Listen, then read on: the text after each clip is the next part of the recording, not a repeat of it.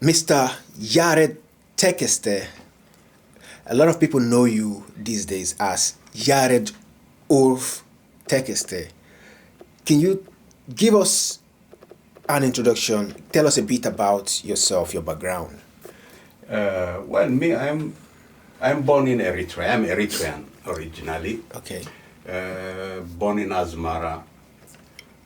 Asmara. Yeah, mom and dad and three siblings, a sister and two more brothers. Okay. I came to Sweden 1975, October, November there somewhere. Wow. We were not even born then. I can imagine. How was life like in Sweden when you came in? Because I presume that was some of the early days of black, movement into Sweden. What was life like for you then? Life was a shock. I mean, coming into kind of November, everything was dark, like 2-3 o'clock, things started to get dark. So it was like a shock for us. And then we realized, but wait, in school they did teach us 6 months of sunshine, 6 months of darkness. This was real. We thought it was just myth, but it was not easy. The cold, yes, and not only the weather, the cold, but how people were as well, yes, very reserved. yes, You don't have so much social contacts. And actually, when we came, we had to wait for like 2 years and 10 months to get our asylum accepted by Sweden, So Wow. we were like in a limbo for 2 years and 10 months. Wow. Why did you come to Sweden? I'm, as I said, from Eritrea. Back then, we were in an independence struggle. Eritrea was trying to get independence from Ethiopia. So before I came here, I was 1 year as a liberation movement fighter. Before I decided to, the war was not for me either. So I moved out and came to Sweden. So one of the main reasons is political reasons, because my family was highly involved. My father was already in the liberation movement. My mother, I had been in jail by Ethiopian authorities as well. So it's basically political reason. That's why I came here. And how did you start life in Sweden? As I said, with a 2 year and 10 months of limbo, no work permit. No work permit. Just with 6 months of svenska. There was no svenska for invandrare. No SFE? No, it was before those days. So it was kursverksamheten. We learned some little Swedish, and that's it. We had nothing to do. So I basically had to find something that could keep me going, and music was it. Okay. Yeah, because already from back home, I was very much interested in music. We had an uncle who knew a lot of, African Americans who were military based in Eritrea. So they used to bring us all these vinyl records of all this big soul music and so on. So I had the interest and the know-how. And what happened was, like, we realized that what we were listening to, like Jimmy Cliff and them, we didn't know anything about reggae. It was when I came here we realized it was something called reggae. Okay. That movie, The Harder They Come, Bob Yes. Marley was just exploding. Yes. We started going to Bob Marley shows in Gröna Lund and so on. So my musical interest, kept me going. Was it as a musician or as a show promoter? No, actually, just musically interested. Okay. Started playing the bass. Oh. Couldn't find anybody to play the kind of music I wanted to, so I basically shifted into DJing, because I was already, Okay. buying records. And, whenever we went to the parties we used to go to, there used to be a good friend, Gambian friend called Charlie Brown. And Charlie, at a certain point of the party, you could hear the records were scratching because he was on the mood, let's say. So I used to go in and like, hey, Charlie, let me help you out and take over from him and play. And I see that, I was getting even the crowd more enticed and so on. So I'm like, okay, let's just start by throwing parties, So that's how I started it, collecting records, throwing my own parties, renting venues, renting small equipments, and. So that was in 1970 something. You started doing Right, parties. 1976, 77. What was the parties like? Was it black parties or mixed parties? It was mixed, but most of us, we were black. I mean, Wow. like Uppsala, I've been living in Uppsala since back then. Okay. You could count the black people in that town.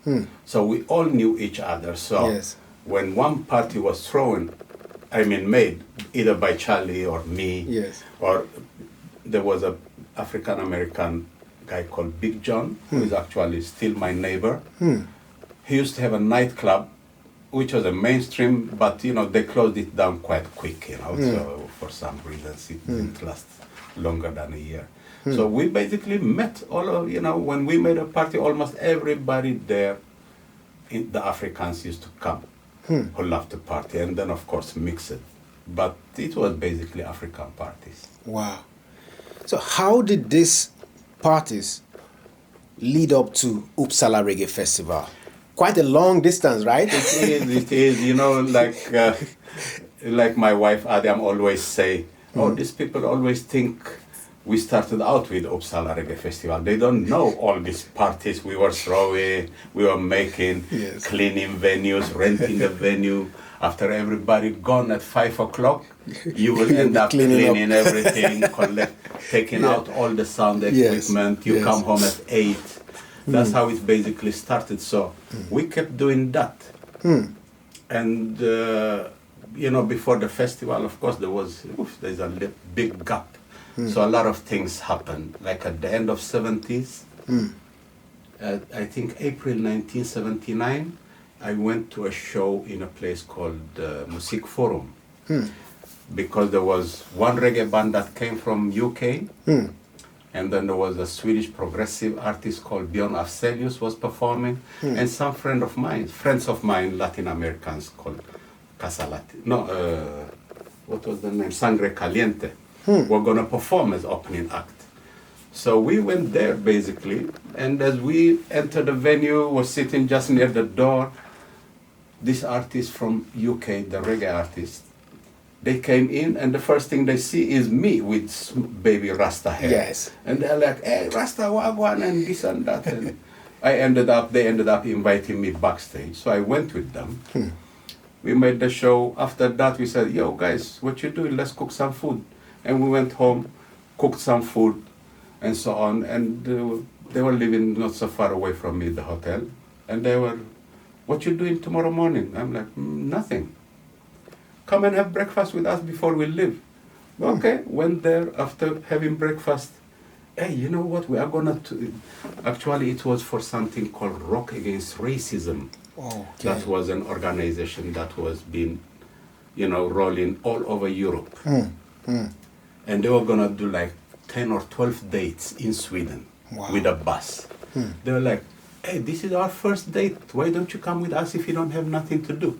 You don't need to ask me twice, so I just ran home. He hopped in. Yeah, just bring my ID, toothbrush, and nothing else. Nothing else. Yeah, and I went out with them, toured with them, and actually we even recorded a live album, which is a classic reggae album called Misty Over Sweden. Yeah, actually released here in Sweden in Gothenburg, a label called Nackswing. Anyway, then I did a next tour one day. I went to England, stayed with them, get to know them, and so on. And we did another tour in Scandinavia. So, just to make it shorter, time went by. I was doing club gigs, as helping venues to Yes. book artists without no interest of making money. My interest was I wanted to hear that music I loved in my town. Yeah. That was basically the main mission I had. Yeah. And when was it? Like 88. Somebody wanted to book Misty Roots, calls them to UK, And they are like, oh, if you want to book us in Sweden, you have to go through Yared. He's like, through Yared? What do you mean? There's no promoter or nobody. I'm the only promoter. Is a friend from here in Stockholm, actually. Yes. A Nigerian friend called Tim Badeo. Tim Badeo. Yeah. So he called me like, hey, you live in Uppsala, I've never heard of you. So these guys are telling me to book them through you. So we started collaborating and booking artists together and so on. So that's how I came to start booking shows. Okay. Actually. Okay. And our first basically independently produced show was with Burning Spear. Burning Spear. Yeah, together with Tim, we did him in Uppsala. So that's how it basically started out. And I kept doing that, and It seems during that time reggae was the buzz. Yeah. And you started with reggae. Yep. Just by sheer accident, by being invited by this group. Not sheer accident. I mean, reggae meant a lot to me. Okay. I used to listen to basically when soul music was down, when disco had taken over, the quality of soul was down. Reggae was the music with, with some value that, it gave me that fighter spirit, And as I said, we are going to the Bob Marley shows. Bob Marley's. Yeah. I managed to go backstage, meet him as well. And Yes. even quarrel with him politically because I am from Eritrea, he is Ethiopia, and Yes. this and that. But still, have gone backstage, met Peter Tosh, and those people. So that basically reggae did help me out a lot during my tough days in the 70s when I was young. It kept me, composed. Yes, focused. So it did mean a lot to me. So.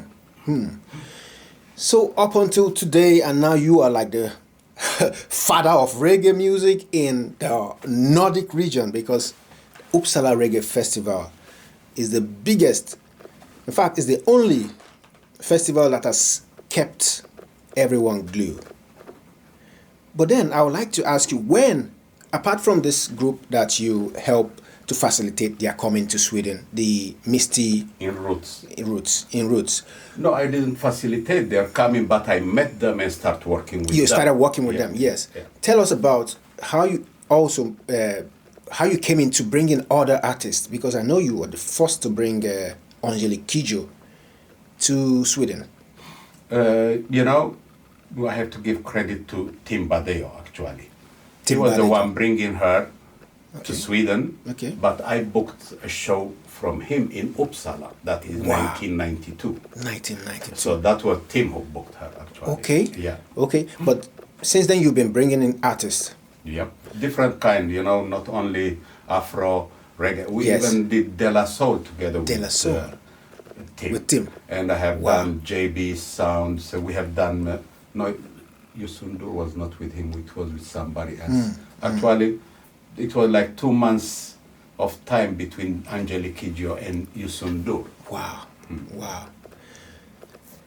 And Uppsala Reggae Festival became the buzz. When did you start Uppsala Reggae Festival? It was in 1995 I started calling some of my indoor events called Uppsala Reggae Festival Presents.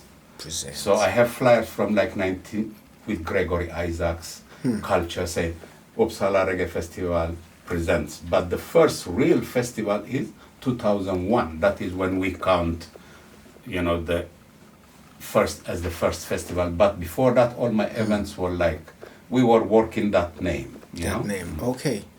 And how was the first Uppsala Reggae Festival in 2001? And who are the artists? It was actually when, before that, we did Burning Spear on an outdoor show in 1999 in Uppsala, in a place called Parksnäckan. Okay. And it was beyond our expectation. The place was full. There was like 300-400 people that could not come in. People had climbed in the roof of the buildings around to see the show. We were like, okay, so, outdoor show can work still. And then 2001, I had the opportunity to do Black Uhuru and Lucky Dube Wow. at the same period. We are like, okay, this Well, is the what year opportunity. was that? 2001. Wow. Okay, let's do it. And then we decided 12th of July 2001 we were going to have the first festival. One day, one afternoon from 5 to 11. Basically, that's it, with some local artists. Unfortunately, Lucky Dube postponed his whole tour, so he never came. We substitute him with Culture. And that was the first one, and it was a success. We had like more than 1,800 people paying. Wow. One afternoon, one day show. So we kept going. The year after was the second one as well, only one day with Luciano, Junior Kelly, Red Rat, and some other artists. 2003 we wanted to be 2-day festival with a camping. The place we were having the festival at, Furious Hope didn't want us. Wow. They said, no, one day only. So we went out to the countryside, started a 2-day festival with a camping. And then 2004, we came back to town with much bigger, with Alpha Blondie and several stages. And that's how we developed. And now we are back to where we started. Because Furious Hope, who didn't want us for 2 days, came back and wanted us back 2019 to have the 2-day festival. So we are back there, and we still enjoy having it there because it's a nice spot. Yeah, I remember I was there in 2019, and then I was back again. Was the last one was 2020? You did 2021, 2022, right? 21 was with a smaller crowd, with Anthony B only and some local artists. Okay. Only 600 people due to the pandemic. Oh, okay. So 22 was now with Morgan Heritage, Gentleman. Yes, I was there. Yeah. I was there at the one with Morgan Heritage. But I was there earlier in 2019. That was where I met Tommy and Akambi. Lukman, my Akambi, dear friend yes. who passed away. Yeah. Yes. May his soul rest in peace. With Alpha Blondie performing. I was right in front of Alpha Blondie. So was Lukman. Because yes, I was there with him and the daughter. Okay. Yes. Oh, cool. So you stuck back to the original venue you started with from the beginning. Yes. You went back to the venue, and that was what year? We went back to Furious Hope in 2019, but between them, we were in the city near the stadium from 2004 to 2011. At a certain point, we were a 3-day festival. 2007 was the biggest crowd we had. We had like 8,000 people a day for 3 days. Oh my One God. of the biggest lineups we have had. But unfortunately, 2011, we had a big fraud campaign against us. Some people had made fake tickets and sold a lot of tickets, which basically almost made us give up. We are like, okay, we lost like 2.8 million crowns. What? And, that's not money we possess just like that. Yes. So it felt like, the energy, it sucked Killed out the energy. Oh my God. We asked the authorities if there is anything they could do to keep us going. They're like, no, they just turned their back. We said, okay, then we take a break. We decided to take a break, and then we decided, okay, but the music is bigger than Uppsala Reggae Festival. Let's take the music to a different level. Okay. So that's when, Tallink had been asking me to start a cruise. The cruise. For a couple of years already. One guy called Petri, who has become a good friend of mine, he was basically campaigning. He's like, oh, Yared, this is something you should do this. I want you to come and do this. So we decided to do that. We said, okay, in 2011 we decided, all right, let's do this cruise festival. And let's do some other shows around the world. We did shows in Dubai, we did shows in Chile, and we had as well collaborated with a couple of festivals in Costa Rica. So we said, okay, let's try and spread our wings a little and let's see where it will take us. And we decided, okay, let's have a cruise in 2012, which we did. We invited Mike Youngster to be part of the cruise as well. That's how he came in. And we kept our first one in 2012. By then, the people who own Grenalund have been giving them artists, a lot of artists like, the Gentleman, Bunny Wailer, Jimmy Cliff, and them. Actually, we had Jimmy Cliff that same year. So they had read that I had stopped doing the reggae festival, and they asked me, "Hey, Yared, why is such a nice thing? Don't put it down. Come to us in Furovik. Let's do it together." So we decided to do a reggae festival together with them for 2 years, 2012 and 13. Okay, I want to get it clear. Was it the fraud that made you stop doing the festival as it was, or was it the commune that were against?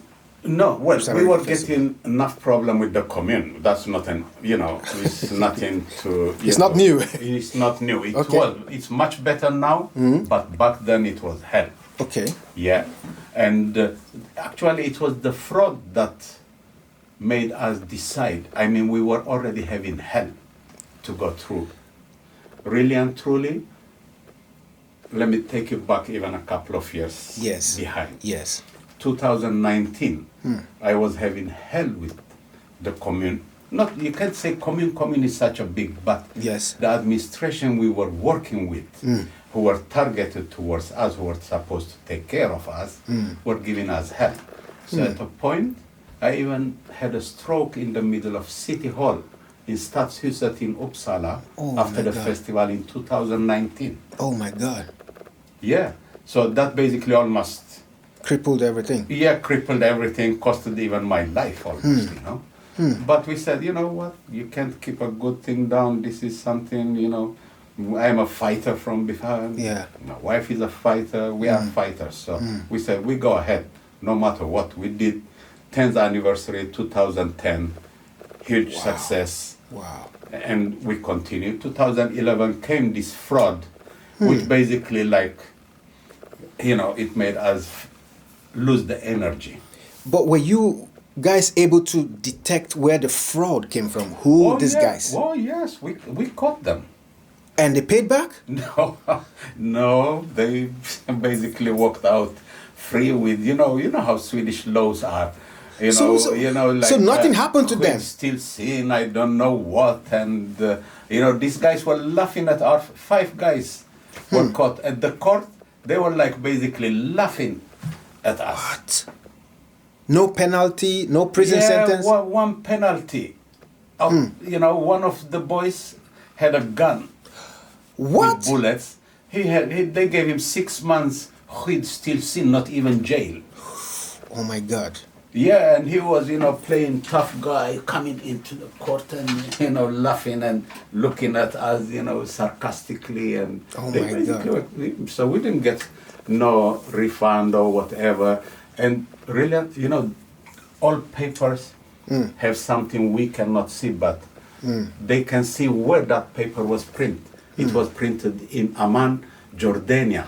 Oh One my of God. those who got caught, he had already been in court for fraud of documents, and he had just come back from Jordania, and nothing Oh my God. happened. So that's what's basically God. okay. You know what? Yeah, almost killing the dream. Yeah, exactly. So you bounced back. Yes, You we took it to the bounced- cruise and then later to We did, another city? Uppsala Reggae Festival presents Kimani Marley in Santiago, Chile. We did a couple of shows in Dubai. That's where I met our common Akambi? friend, Akambi. Okay. I was keeping the shows in his place. Yes. And, that's where actually I got into, it was the start of Afrobeats taking over. Taking this over. was like end of 2011, 12. Yes. Where I had the opportunity to meet Wizkid, Okay. to face, Okay. what's his name? To face Yeah, Two-Face Dibia. Idibia. Yes. And, even Davido used to Davido. hang around in Okay. Akambi's place. Okay. Okay. So we basically kept doing shows. And then 2016, we had a great and fantastic show with Taurus Riley here in Stockholm. And, we were like, Jesus, we need to bring that festival back. Okay. That's when we decided. I said, you know what? After the show, I went on stage and said, "Yo, guys, next year you can look forward. We are going to have a festival again." Everybody thought I was like, "What?" But I had to say that to put the pressure on me to make it happen. Yes. That's what we did. We came back with a one-day festival with Chronics, Captain Rod, and some other people. It was a huge success, and 2018 was one of the biggest lineups we ever had as well. And not 18 with Jimmy Cliff, Alborosi, Protoje, Kabaka, you name it. And 2019 we went back because they were going to build a bridge near where the venue we were using. Yes. And we are happy we are back in Fyrisov because the CEO, may she rest in peace, was as well begging me for a couple of years, Yared, please come back to the original place. Let's make it happen.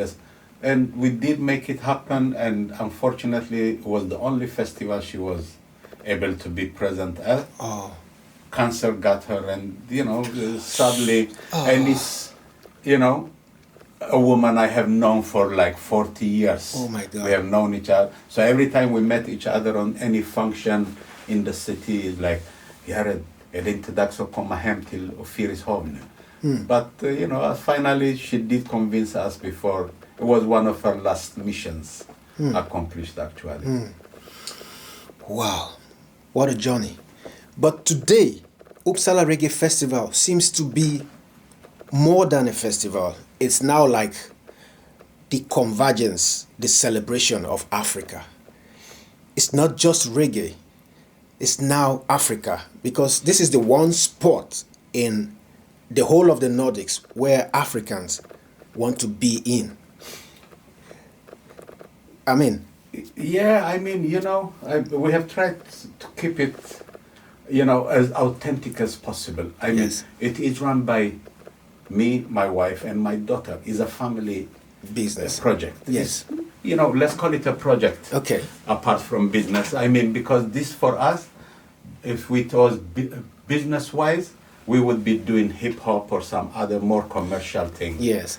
For the business part of it. But this is more to the heart, like in Sweden they say, El Själ. We simply El Själar, we want to keep that.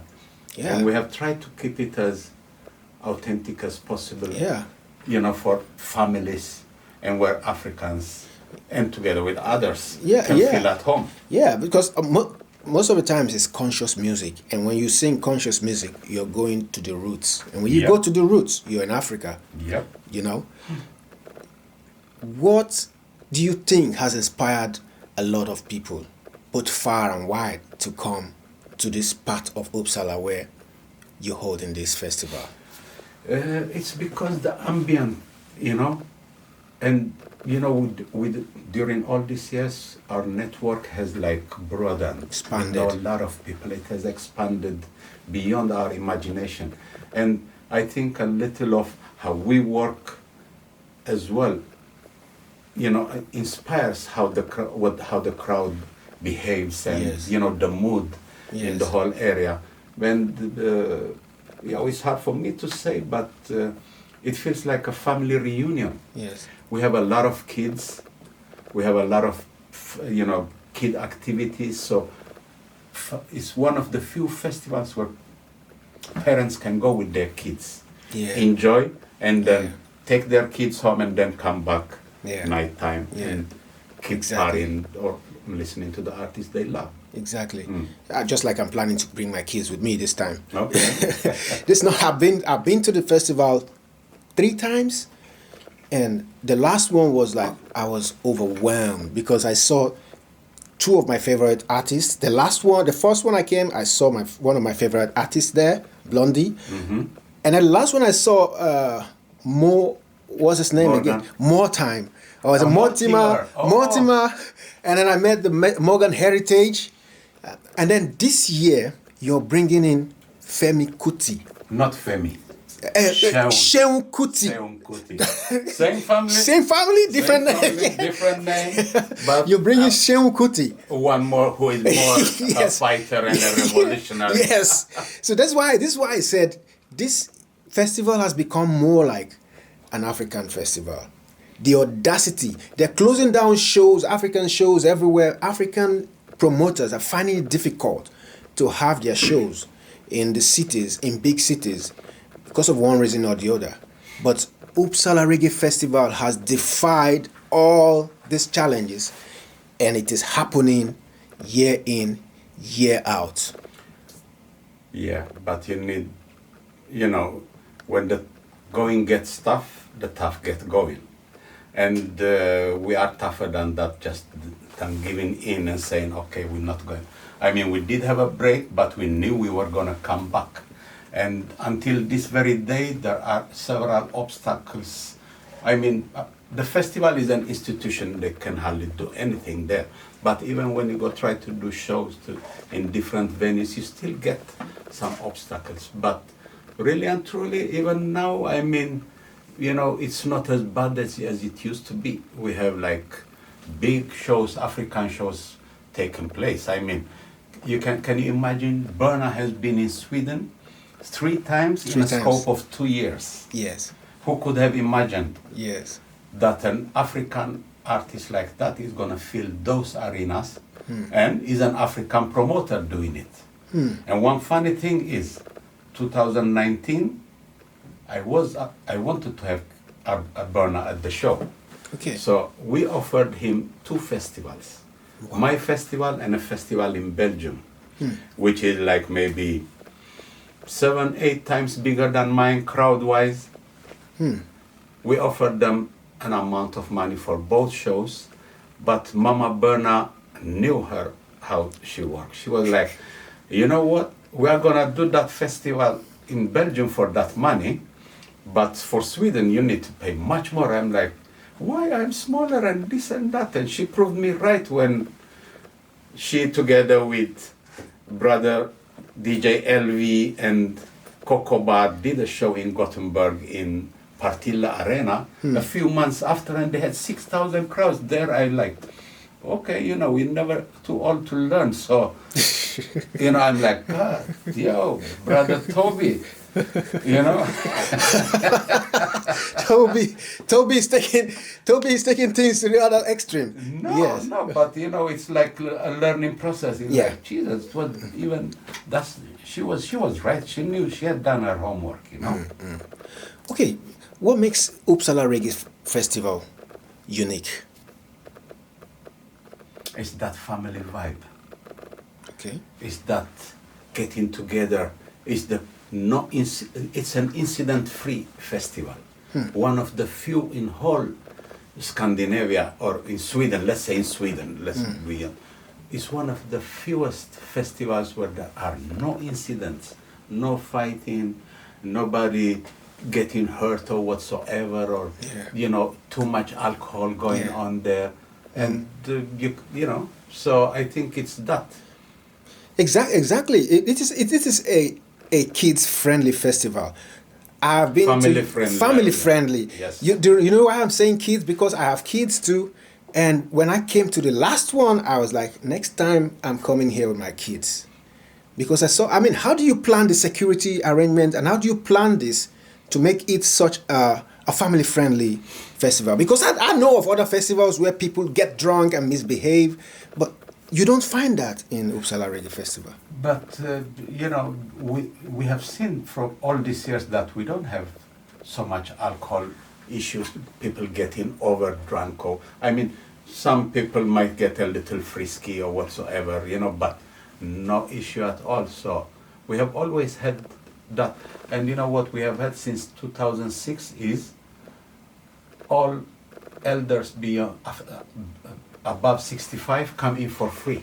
Wow. At the festival. Wow. And that gives the balance as well. And all kids, until we moved back to to Fyrishof, yeah. Kids up to 12 years were for free, so people could come in with granddad and grandkids. Some of them even brought their parents with them, who came in for free, and the kids, at a certain time, granddad or grandma used to take the kids and they could continue. So it was made intentionally to keep that balance of age. Yeah. And with the elders present, the younger ones tend to behave as well. So that was one of the main, you know, reasons why we did it like that.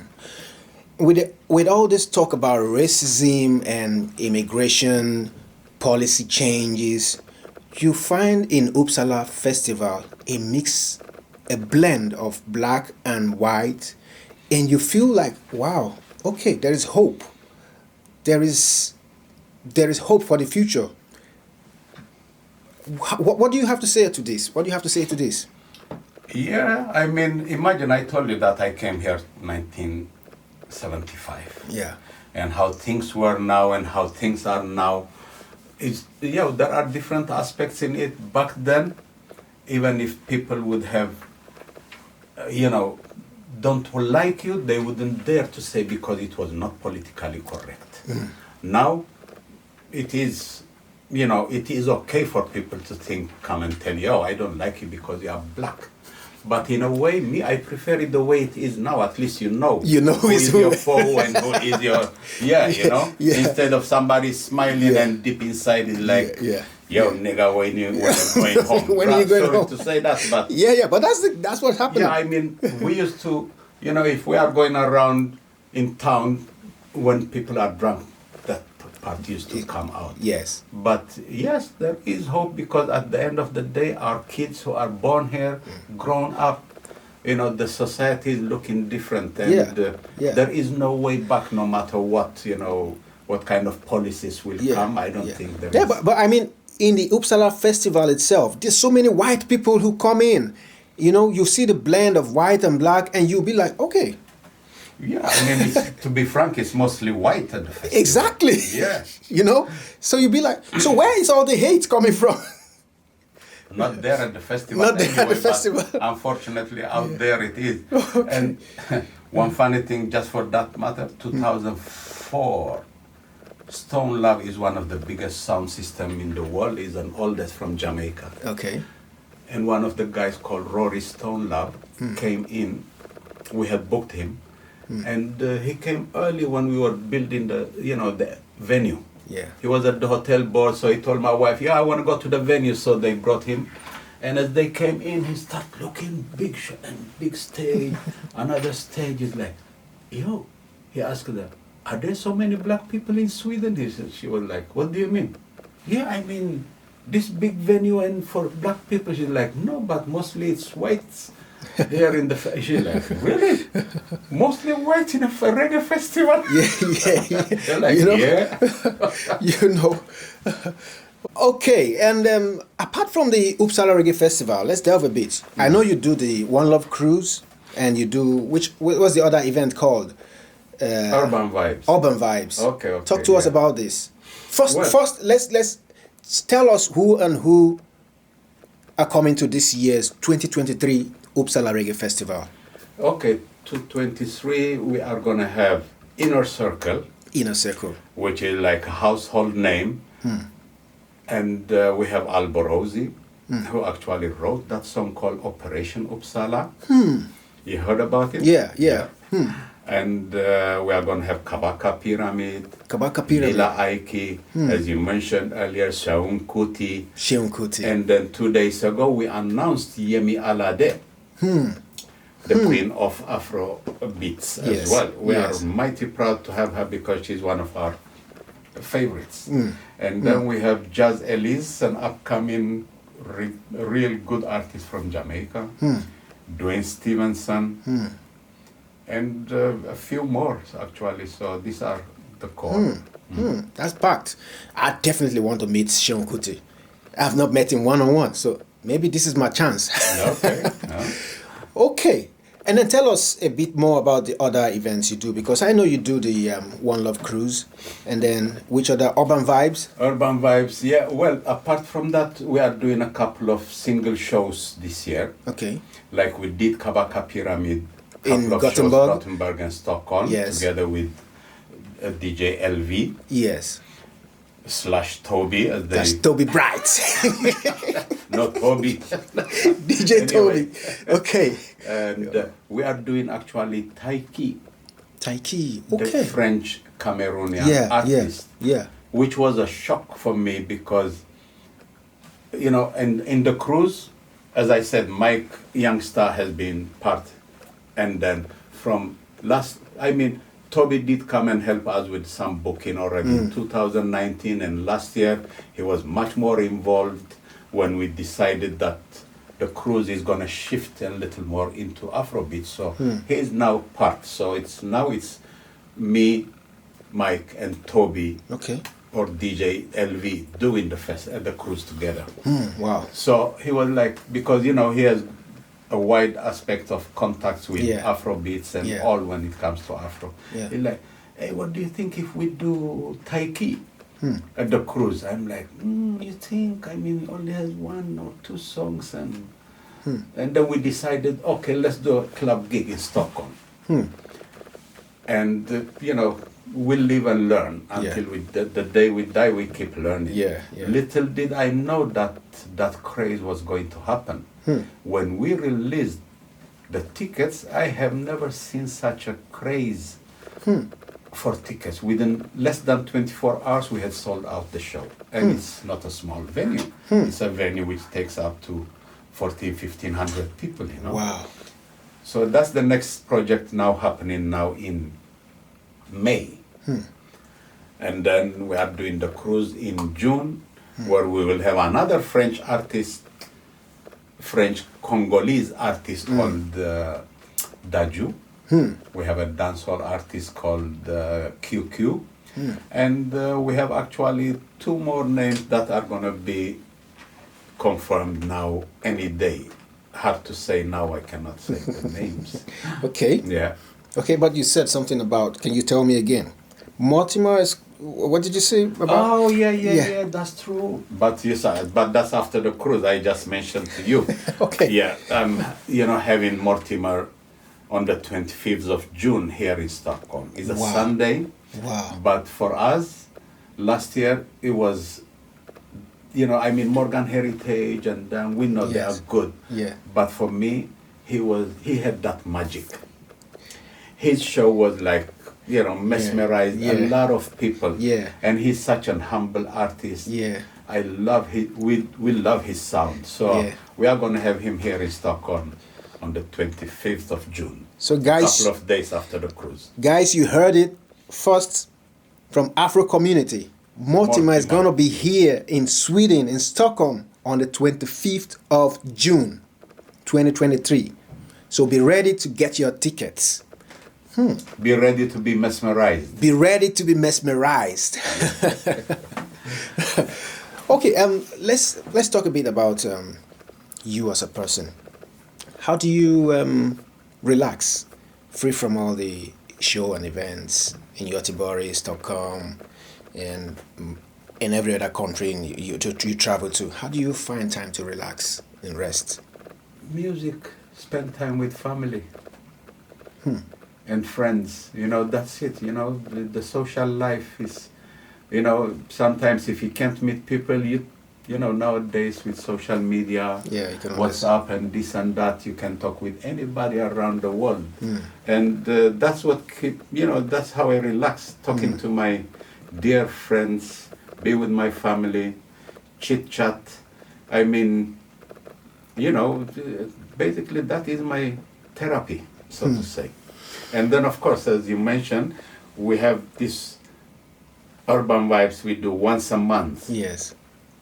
I mean, I'm not a club person anymore. I used to be a DJ, but Yeah. but that is as well the relaxing part is like Yeah. the Afrobeat vibes we have on that club. Yes. Seeing all these people enjoying themselves, it's like people are like, men, hur orkar du, as they say here in Sweden. Yeah, because that energy I get from meeting all these happy faces, Yes. thanking you for keeping the vibe alive for them. Yes. That's what gives us the energy, and it's relaxing to see as well happy people and happy faces. Yeah. Because really and truly, I wish I had that possibilities when we were young here in Sweden. Yeah. We didn't know, man. Yeah, it was difficult. I think the other day I was telling DJ LV last weekend when we had A Star. Yeah.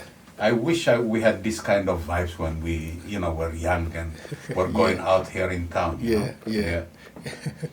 But it's so cool to meet you, Mr. Yared Tekeste. Victor. Thank you, and I want to recommend you for what you did. Thank you And very I much. mean, you know, who would have thought that we were going to have a magazine called Afro Community in English, in Sweden, Sweden, yeah. and focusing on the Afro community. Yes. And look at that as well. With the backside of it, I even like it.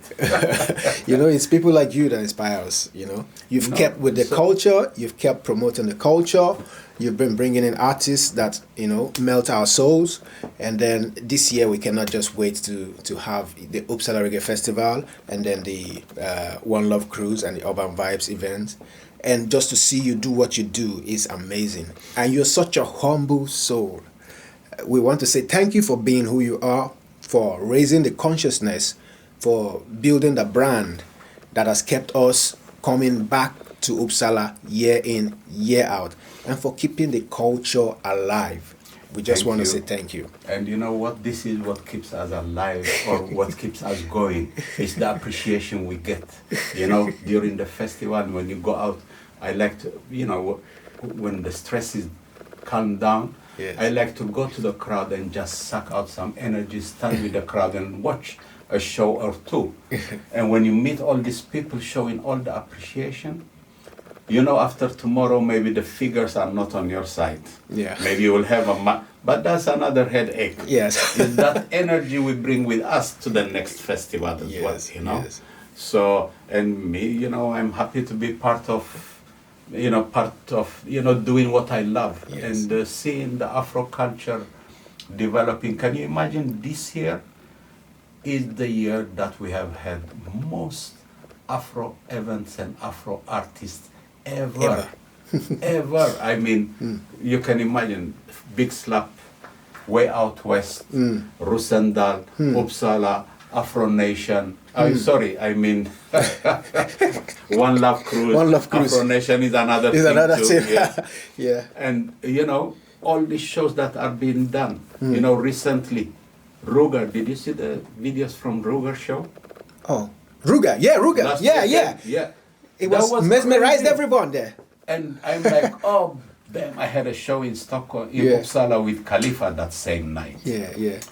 So I wish I was there, but seeing that kind of shows taking place here Yes. makes me feel Yeah. not only happy but proud that we Proud. are part of that. Yes. That Yes. these times that we are present and we are We're able to experiencing it witness. live. Yes. And big props to everybody who are working with it. Yes. DJ Elby who's doing that, Yeah. Mike Youngster here in Stockholm, Yeah. and so Yeah. yeah, man. And you, Victor, keep up the good work Thank you very much. and appreciate it. Thank you very much. Thanks, bro. Yared Urf Tekeste. Yes, sir. Nice to talk to you. Thank you. Nice to talk to you too. Yeah. Yeah.